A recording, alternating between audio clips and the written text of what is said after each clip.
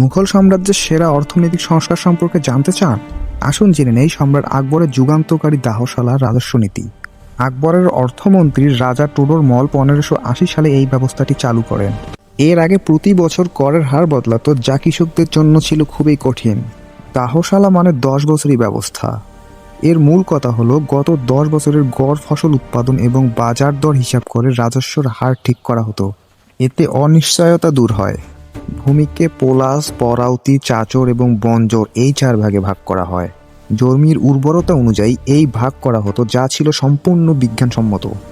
মূল নিয়ম ছিল সহজ: মোট উৎপাদনের গড়ে 1/3 রাষ্ট্রকে দিতে হতো। কৃষক ফসলের আকারে অথবা টাকায় যে কোনো উপায়ে কর দিতে পারতেন, এতে স্বচ্ছতা বাড়ে। এই প্রথার ফলে সরকারের আয় হলো স্থিতিশীল আর কৃষকরা পেলেন সুরক্ষা। রাজস্ব প্রশাসনের দুর্নীতি কমে যায়, মুঘল অর্থনীতি হলো আরও মজবুত। দাহশালা শুধু একটি কর নীতি ছিল না, এটি ছিল আকবরের প্রগতিশীল শাসনের ভিত্তি।